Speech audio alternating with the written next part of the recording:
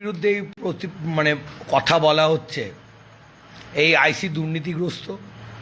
বোলপুর থানার আইসি প্রত্যেকটা বালি মাফিয়া, পাথর মাফিয়াদের সঙ্গে যোগসূত্র বজায় রেখে কাজ করে।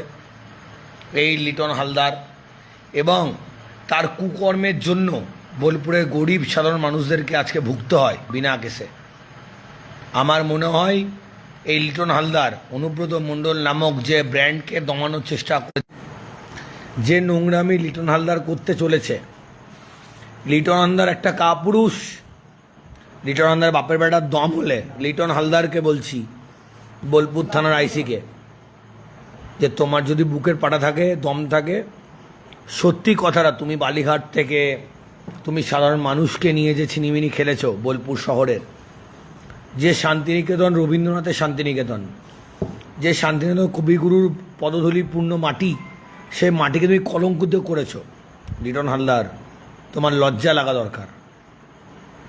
তুমি অনুব্রত মণ্ডল নামক শক্তিকে তুমি তোমার অপকর্মের মাধ্যমে দমানোর চেষ্টা করেছো। তোমার অপকর্মের মাধ্যমে অনুব্রত শক্তি দমে না। তুমি চেষ্টা করেছো এডিটিং করে তার ভয়েসটাকে তুলে আনার। তুমি চেষ্টা করেছো অনুব্রত মণ্ডলে একটা এডিটিং করে সেই ভয়েসটা মার্কেটে দেওয়ার। আচ্ছা, যদি তাই হয় যে অনুব্রত মণ্ডলটা বলেছে, তুমি তাহলে সত্যি কি তার তোমার ওয়াইফকে নিয়ে অনুব্রত মণ্ডলকে দেখাতে নিয়ে গেছিলে? তোমার চরিত্র এতটাই খারাপ? বোলপুরের আইসি, কি ভাবছো? নিজেকে সিয়ানা ভাবছো?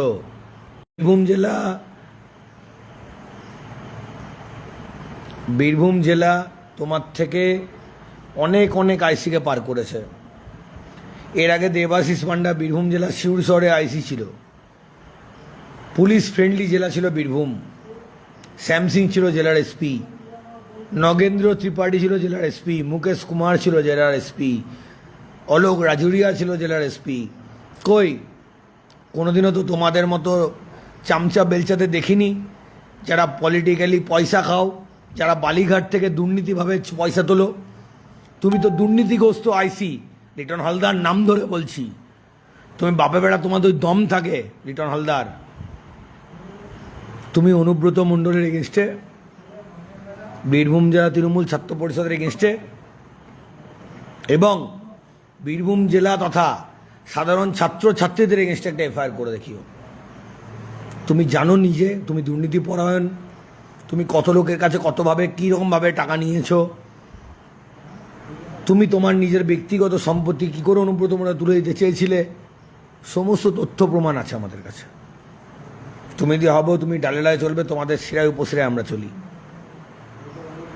লিটন হালদার, তোমাকে চ্যালেঞ্জ করলাম। তুমি একটা আইসি, তুমি একটা সরকারি কর্মচারী। যদি অন্যায় করে থাকে আমি কোনো, আমাকে শাস্তি দিও। কিন্তু হ্যাঁ, তুমি যে অন্যায়টা করেছো তার শাস্তি তোমাকে বীরভূমেই পেতে হবে। তোমারটা বলে রাখলাম। অনুব্রত মণ্ডল নামক শক্তিকে দমানো যায় না, দমানো যাবে না। মিথ্যা ব্যাপারে, মিথ্যা কেসে এই রেকর্ডিংটা যে অনুব্রত মণ্ডল তুমি প্রমাণ করতে পারবে? তোমার দম আছে? আবারও বলছি, তুমি দুর্নীতি পরায়ণ, তুমি চোর, চিটিংবাজ, তুমি বালি মাফিয়া, খুনি, জোচ্চোরদের সঙ্গে সম্পর্ক রাখো লিটন হালদার। নাম ধরে বললাম। তুমি পারলে আমার নামে কেস করো, পারলে আমি প্রমাণ করে দেবো। আমি একটা কথায় বিশ্বাস করি, ঈশ্বর এক এবং অদ্বিতীয়। তুমি যদি ভাবো তুমি ঈশ্বরের থেকেও অনেক বড় জায়গায় আছো, তুমি মূর্খের সঙ্গে বাস করছো। ছিলে তো ভাই সিআইডিতে, গ্যারেজ পোস্টে। তোমাকে দয়া করে দল আজকে এই জায়গায়, সরকার তোমাকে এই জায়গায় দিয়েছে। তোমার দরকার উচিত ছিল যে প্রত্যেকটা মুহূর্তে সত্যি সাদাকে সাদা, কালোকে কালো বলার। তুমি বলো নি লিটন হালদার, তুমি মূর্খ।